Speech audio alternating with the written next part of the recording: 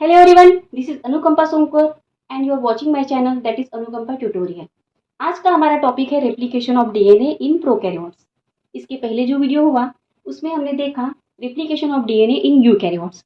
तो वहाँ पे हमने देखा था कि जो डीएनए पॉलीमरेज 3 है वो क्या करता है, चेन को इलोंगेट करता है, लेकिन इन केस ऑफ प्रोकैरियोट में वो चेन को इलोंगेट करता है। यूकैरियोट में सिर्फ डीएनए पॉलीमरेज जो है वो चेन को इलोंगेट करता है।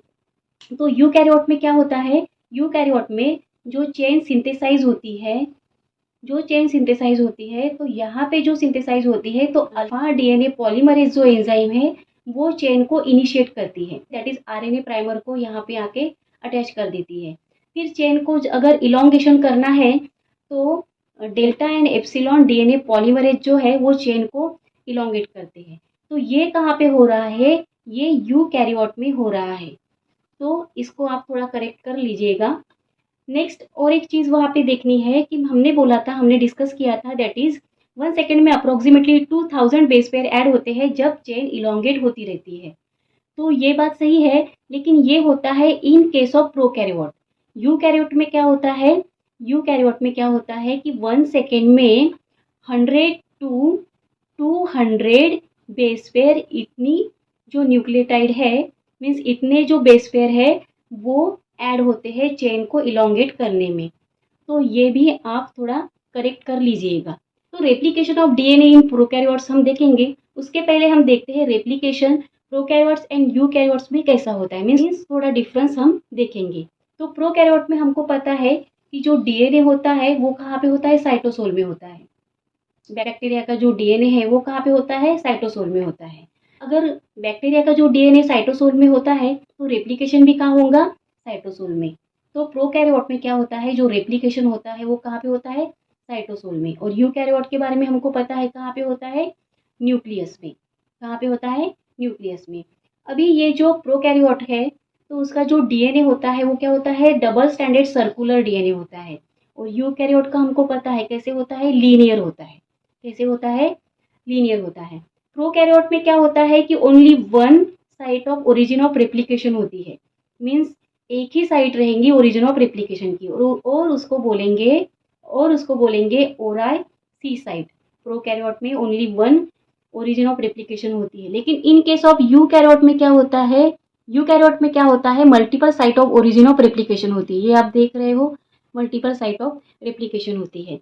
और एक बात यहाँ पे हम देखेंगे, दैट इज आरएनए प्राइमर जो बनता है वो बनता है प्राइमेज एंजाइम की हेल्प से। जो प्राइमेज एंजाइम होता है वो डीएनए जी होता है, जो हम आगे देखने वाले हैं। तो यहाँ पे क्या होता है कि जो इनिशिएशन एंड इलोंगेशन जो होता है चेन का इन केस ऑफ प्रोकैरियोट, वो डीएनए पॉलीमरेज 3 करता है। यूकैरियोट में जो इनिशिएशन होगा वो अल्फा डीएनए पॉलीमरेज करेगा, और जो इलोंगेशन है वो एप्सिलॉन और डेल्टा डीएनए और एप्सिलॉन डीएनए पॉल करेगा। और एक चीज़ यहाँ पे बतानी है, that is by directional, means जो रेप्लिकेशन होता है इन केस ऑफ प्रोकैरियोट वो बाय डायरेक्शनल होता है, और यूकैरियोट में भी क्या होता है, बाय डायरेक्शनल होता है। तो अभी हम बढ़ते हैं हमारे टॉपिक के तरफ, that is replication of DNA in prokaryote. अभी हम actual replication of DNA in prokaryotes पढ़ेंगे, तो उसमें 3 स्टेप होती है। पहली स्टेप जो है, फर्स्ट स्टेप जो होती है वो होती है इनिशिएशन। वो क्या होती है, इनिशिएशन। तो इसमें कौन से प्रोटीन यूज होंगे, उसमें होगा डीएनए ए, डीएनए बी, डीएनए सी, डीएनए जी, एसएसबी प्रोटीन और topoisomerase enzyme, SSB protein and topoisomerase enzyme. Step 2, second step में क्या होता है, इलोंगेशन प्रोसेस बोलेंगे हम। इलोंगेशन होने के लिए क्या रिस्पॉन्सिबल है, दैट इज आरएनए प्राइमर लगेगा, और एक क्या है, डीएनए पॉलीमरेज 3 लगेंगे। बेसिकली 3 टाइप के एंजाइम होते हैं इन केस ऑफ प्रोकैरियोट। तो तो डीएनए पॉल 1 जो होता है वो नियर अबाउट 100 बेस पेयर क्या करता है, ऐड करता है चेन को इलोंगेट करने के लिए। ये near about 15 base pair add करता है चेन को इलोंगेट करने के लिए। और ये 1000 टू 2000 बेस पेयर क्या करता है, ऐड करता है चेन को इलोंगेट करने के लिए। तो मोस्टली डीएनए पॉलीमरेज 3 ही डीएनए के रिप्लिकेशन के लिए यूज होता है चेन को इलोंगेट करने के लिए। तो डीएनए पॉल 1 जो है वो क्या करता है, एक्सोन्यूक्लियेज एक्टिविटी शो करता है, दैट इज 3:5 डायरेक्शन में और 5:3 डायरेक्शन में भी ये एक्सोन्यूक्लियस एक्टिविटी मीन्स क्या, प्रूफ रीडिंग मीन्स क्या, जो स्ट्रैंड बन रही है वो प्रॉपर बन रही है कि नहीं, अगर कुछ चेंजेस आते हैं तो वो क्या करेगा, उसको करेक्ट करेगा। तो ये एक्सोन्यूक्लियस एक्टिविटी जो है वो 3' to 5' भी करता है और 5' to 3' भी करता है। डीएनए पॉल 2 ये ओनली 3' to 5' एक्सोन्यूक्लियस एक्टिविटी का शो करता है और डीएनए पॉल 3 ये 3' to 5' एक्सोन्यूक्लियस एक्टिविटी शो करता है। तो ये था इलोंगेशन स्टेप। थर्ड स्टेप है दैट इज टर्मिनेशन। तो टर्मिनेशन में क्या होता है कि जो टस नाम का जो प्रोटीन है, हेलिकेज लाइगेज टोपो आइसोमरेज एंजाइम को क्या करता है, रिमूव कर देता है। तो ये थी 3 steps, initiation, elongation and termination. तो अभी हम डायग्रामेटिक रिप्रेजेंटेशन देखेंगे कि एक्चुअल में प्रोसेस होती कैसे है। ये है double standard DNA of prokaryote that is bacteria. तो इसमें एक ओराई साइट ऑफ रेप्लिकेशन होती है, मीन्स क्या, यहाँ से रेप्लिकेशन स्टार्ट होगा। ये जो ओरिजिन ऑफ रेप्लिकेशन है दैट इज ओराई सी, ये 80 रीच होती है और ये बनी रहती है 245 बेस पेयर की। और ये 245 जो बेस पेयर है ये कंजिस्ट होता है 9 बेस पेयर और 13 बेस पेयर से। ये 9 बेस पेयर है ये 4 टाइम रिपीट होता है और 13 बेस पेयर है ये 3 टाइम रिपीट होता है। तो इसको हम थोड़ा जूम करके देखते हैं। इसको अगर हम जूम करके देखेंगे तो ये स्ट्रैंड हमको ऐसी दिखेगी, ये स्ट्रैंड हमको ऐसी दिखेंगी। ये है 9 बेस पेयर और ये है 13 बेस पेयर। तो डीएनए ए जो प्रोटीन होती है वो यहाँ पे आके बाइंड होती है, यहाँ पे आके बाइंड होगी और उनको बाइंड करने में एटीपी हेल्प करता है। जब ये एटीपी यहाँ पे बाइंड होती है तब इसका स्ट्रक्चर कुछ ऐसा होता है, मीन्स ये जो 9 बेस पेयर है इनके नीचे 13 बेस पेयर आ जाती है और एक छोटा सा बबल फॉर्म करती है। तो ऐसा स्ट्रक्चर यहाँ पे फॉर्म होगा कब, जब डीएनए ए प्रोटीन 9 बेस पेयर पे अटैच होगी और वो एटीपी के हेल्प लेगी, तब क्या होगा, एक कन्फॉर्मेशनल चेंज होगा और ये जो स्ट्रैंड है वो ऐसी बनेगी।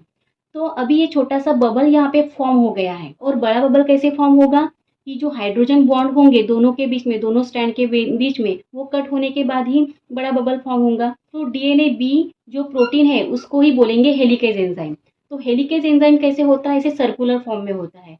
तो ये सर्कुलर फॉर्म में है तो यहाँ पे जाके वो प्रॉपरली फिट नहीं होगा, तो उस पे ऊपर क्या कौन एक्ट होता है, डीएनए सी जो प्रोटीन है वो इसके ऊपर एक्ट होगा और क्या करेगा, यहाँ से थोड़ा कट कर देगा। अभी यहाँ पे क्या हो गया कि डीएनए सी जो है उसको हम बोलेंगे हेलिकेज लोडर। जो डीएनए सी है उसको हेलिकेज लोडर भी बोलते हैं। तो डीएनए सी इससे अटैच होगा और यहाँ पे एक निक फॉर्म करेगा। अभी क्या होगा कि जो निक वाला जो हेलिकेज एंजाइम है दैट इज डीएनए बी है, वो क्या करेगा, यहाँ पे जाके बाइंड होगा। तो ये हमने शुरू में पढ़ा था, दैट इज जो डीएनए का जो रेप्लिकेशन होता है इन केस ऑफ प्रोकैरियोट वो क्या होता है, बाय डायरेक्शनल होता है। तो बाय डायरेक्शन होगा तो 2 हेलिकेज एंजाइम लगेंगे। तो क्या होगा कि यहाँ पे 2 हेलिकेज एंजाइम लगेंगे। तो इस साइड हम एक लेते हैं इस वाले स्ट्रैंड पे और दूसरे वाले स्ट्रैंड पे ये एक लेते हैं। यहाँ पे क्या होगा कि ये जो हेलिकेज एंजाइम है, तो हेलिकेज एंजाइम जैसे ही ये स्ट्रैंड पे अटैच होता है और इस स्ट्रैंड पे अटैच होता है, ये जो प्रोटीन है दैट इज हेलिकेज लोडर, ये क्या होता है, रिमूव हो जाता है। जैसे ही ये दोनों स्ट्रैंड पे लग जाएगा तो हेलिकेज लोडर क्या हो जाएगा, रिमूव हो जाएगा। तो अभी इस स्टैंड को हम और सिंप्लीफाई वे से डिस्कस करेंगे। तो अभी हम इसको और सिंप्लीफाई वे से अभी डायग्रामेटिक रिप्रेजेंटेशन से बताएंगे। तो यहाँ तक के क्या हुआ था कि दोनों साइड में क्या लगा था, हेलिकेज एंजाइम लगा। दोनों साइड में क्या लगा था, इस वाले डायरेक्शन में भी क्या लगा था, हेलिकेज एंजाइम लगा था, और इस वाले डायरेक्शन में भी क्या लगा था, हेलिकेज एंजाइम लगा था। हेलिकेज एंजाइम क्या करता है, जैसे ही ये क्या करता है, ऐसे मूव होता जाएगा, ऐसे मूव होता जाएगा, और क्या करेगा, जो हाइड्रोजन बॉन्ड रहेंगे दो न्यूक्लियोटाइड के बीच में, जो हाइड्रोजन बॉन्ड रहेंगे दो बेस पेयर के बीच में, उसको क्या करता जाएगा, रिमूव करता जाएगा, और ये स्टैंड को क्या करता जाएगा, अनवाइंड करता जाएगा। तो अभी हम कैसे चेन इनिशिएट होती है उसके बारे में देखेंगे। तो सबसे पहले क्या होता है कि एसएसबी प्रोटीन है, अभी हेलिकेज एंजाइम का रोल क्या है वो हमने डिस्कस कर लिया। तो अभी क्या होता है कि एसएसबी प्रोटीन है, single standard binding protein. Single standard binding protein आके इस स्ट्रैंड पे ऐसे लग जाएंगे। जैसे ही एसएसबी प्रोटीन ये दोनों स्ट्रैंड के ऊपर आके लग जाती है, तो दोनों स्ट्रैंड ऐसे खींची जाती है। तो ये जो स्ट्रैंड है उसमें क्या जाता है, टेंशन आ जाता है, टोपोलॉजिकल एक स्ट्रेस आ जाता है। जैसे ही हम किसी रस्सी का अगर एग्जाम्पल लेते हैं, तो अगर किसी रस्सी को ऐसे बीच में से ऐसे खोल दो, तो बाजू के जो स्ट्रैंड रहेंगे रस्सी के, तो रस्सी के आजू बाजू जो स्ट्रैंड रहेंगे वो क्या होंगे, हाईली सुपर कॉइल होंगे। सेम एग्जैक्टली यहाँ पे भी क्या होगा, जैसे ही ये स्ट्रैंड ऐसे ही हम खोलेंगे, तो क्या होगा कि ये जो बाजू के ये जो स्ट्रैंड है वो क्या हो जाएंगे, हाईली सुपर कॉइल हो जाएंगे। और फिर क्या आएगा यहाँ पे, टोको आइसोमरेज 2 एंजाइम यहाँ पे आ जाएगा, और वो क्या करेगा, इसको डीएनए गायरेज भी बोलते हैं, डीएनए गायरेज, इसको डीएनए गायरेज एंजाइम भी बोलते हैं। तो ये क्या करेगा, ये वाली स्टैंड का टेंशन रिमूव करेगा। कैसे, फॉस्फोडाइस्टर जो बॉन्ड होता है डीएनए में, तो वो फॉस्फोडाइस्टर बॉन्ड को क्या करेगा, ब्रेक कर देगा। और जैसे ही इसने फॉस्फोडाइस्टर बॉन्ड को इसे ब्रेक कर दिया, निक कर दिया, तो ये दोनों स्ट्रैंड जो रहेगी क्या हो जाएंगी, रिलैक्स हो जाएंगी। वो क्या हो जाएंगी, रिलैक्स हो जाएंगी। तो ये था रोल टोपोआइसोमरेज का। अभी नेक्स्ट आते हैं, दैट इज आरएनए प्राइमर। तो डीएनए जी, तो डीएनए जी जो होता है उसको ही प्राइमेज एंजाइम बोलते हैं। और प्राइमेज एंजाइम क्या करता है, आरएनए प्राइमर को क्या करता है, सिंथेसाइज करता है। आरएनए प्राइमर जो होता है वो आरएनए ऑलिगो न्यूक्लियोटाइड होती है, आरएनए ऑलिगो न्यूक्लियोटाइड होती है, जो 8 to 10 क्या ऑलिगो न्यूक्लियोटाइड्स ऐड करती है। सबसे पहले क्या आएगा, प्राइमेज एंजाइम आएगा, और प्राइमेज एंजाइम सिंथेसाइज करेगा आरएनए प्राइमर को। ये किसको सिंथेसाइज करेगा, आरएनए प्राइमर को। ऐसे आरएनए प्राइमर को ये क्या करेगा, सिंथेसाइज करेगा। आरएनए प्राइमर यहाँ पे सिंथेसाइज हो गया।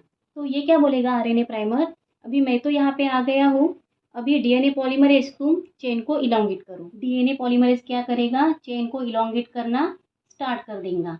जैसे ये प्रोसेस होती है, जैसे ही ये प्रोसेस होती है, ये जो प्रोसेस हो रही है, जैसे यहाँ पे आरएनए प्राइमर लग जाएगा इस डायरेक्शन में 5:3, तो इस डायरेक्शन में भी आरएनए प्राइमर लग जाएगा। जैसे ही यहाँ पे डीएनए पॉलीमरेज आ जाएगा, तो इस डायरेक्शन में भी डीएनए पॉलीमरेज आ जाएगा। मीन्स ये जो प्रोसेस होती है ये साइमल्टेनियसली चलती जाती है। तो इस साइड क्या होगा, 5:3 डायरेक्शन में होगा, इस साइड क्या होगा, 5:3 डायरेक्शन में होगा। लेकिन ये जो चेन सिंथेसाइज होती है, ये होती है लीडिंग स्टैंड, मीन्स ये कंटिन्यूसली सिंथेसाइज हो जाती है। लेकिन यहाँ पे प्रॉब्लम आता है कि यहाँ पे ये डिसकंटिन्यूस मैनर में होती है, क्योंकि ये उल्टा डायरेक्शन पड़ता है।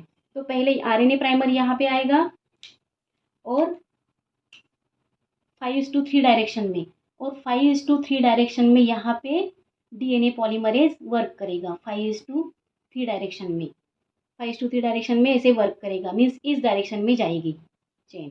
फिर से आरएनए प्राइमर आएगा, क्योंकि ये डिसकंटिन्यूस होती है, तो यहाँ पे बार बार आरएनए प्राइमर ऐड होते जाते हैं। और यहाँ पे वन टाइम अगर आरएनए प्राइमर ऐड हो गया तो कंटिन्यूसली चेन रन होती जाती है। फिर से आरएनए प्राइमर आएगा, फिर से क्या होगा कि DNA polymerase, RNA primer DNA polymerase को बुलाएगा, आओ यहाँ पे लग जाओ। तो ऐसे इस डायरेक्शन में 5:3 डायरेक्शन में ये ऐसी चेन बनती जाती है। तो ये जो है ये ऐसे बनते बनते सामने जाएगी। टोपोआइसोमरेज एंजाइम हाइड्रोजन बॉन्ड को ओपन करता जाएगा और ऐसी स्ट्रैंड पूरी स्ट्रेट होती जाएंगी। ये चेन ऐसी ऐसी ट्रांसफ़र होती जाएंगी। यहाँ से टोपोआइसोमरेज ये चेन को फिर से लाएगा, फिर से आरएनए प्राइमर आएगा, फिर से डीएनए पॉलीमरेज चेन को सिंथेसाइज करेगा। ये लास्ट तक के होती रहती है जब तक कि पूरी चेन ना बने। ये इस साइड भी वैसे होगा, इस साइड भी टोपोआइसोमरेज एंजाइम है। ये क्या करेगा, दोनों हाइड्रोजन बॉन्ड को ब्रेक करके वो लूप्स जो हेलिकेज है उनको खोलता चला जाएगा, ऐसे कट करता चला जाएगा। और यहाँ पे क्या होगा, ये ओपन होती जाएंगी, ये बड़ी होती जाएंगी। फिर से यहाँ पे जो 5 to 3 डायरेक्शन में न्यूक्लियोटाइड्स डीएनए पॉलीमरेज 3 ऐड करता करता चला जाएगा और लास्ट तक के जब तक के चेन टर्मिनेट ना हो, पूरी प्रोसेस कंप्लीट ना हो, ये प्रोसेस कंटिन्यूसली होती रहेगी। जब ये दोनों स्ट्रैंड बनेगी तो क्या होगा, आरएनए प्राइमर जो है वो क्या होगा, रिमूव होगा। डीएनए पॉल 1 जो होता है वो रिमूव करता है आरएनए प्राइमर को। रिमूव आरएनए प्राइमर मीन्स, तो आरएनए प्राइमर निकलने के बाद ये स्ट्रैंड जो रहेगी ये कुछ ऐसी बनेगी। ये स्ट्रैंड जो रहेगी ये ऐसी बनती जाएगी। तो ये स्ट्रैंड भी ऐसे इस डायरेक्शन में बनती जाएगी और ये स्ट्रैंड भी ऐसे इस डायरेक्शन में बनती जाएगी। तो जैसे ये दोनों स्ट्रैंड बनती है, जैसे ये दोनों, ये इधर की स्ट्रैंड बनती है, इधर की स्ट्रैंड बनती है, तो ये स्ट्रैंड इधर ऐसे बनती जाएगी, वो स्ट्रैंड इधर ऐसे बनती जाएगी और ये जो है आगे आगे जाएंगी, तब पीछे की जो है वो कॉइल होते जाएंगी। मीन्स इधर भी इस साइड भी जैसे ही ये स्ट्रैंड आगे जाती है तो पीछे की जो स्ट्रैंड है वो ऐसा स्ट्रक्चर बना लेगी। तो जैसे ही ये स्ट्रैंड ऐसे आगे बनती बनती जा रही है तो पीछे की जो स्ट्रैंड बनी हुई है वो ऑलरेडी क्या बने, वो क्या होगी, ऐसे कॉइल होती जाएंगी और ये आगे चलेगी और पीछे वाली स्ट्रैंड जो है वो कॉइल ऐसे बनती जाएगी। फाइनली क्या होगा, ये कुछ ऐसा स्ट्रक्चर बनेगा। मीन्स जो डीएनए मॉलिक्यूल है वो क्या हुआ, रेप्लिकेट हुआ। जो डीएनए मॉलिक्यूल था वो क्या हुआ, रेप्लिकेट हुआ। तो ये थी process replication of DNA in prokaryotes. Like कीजिए, सब्सक्राइब कीजिए और शेयर कीजिए। Thank you.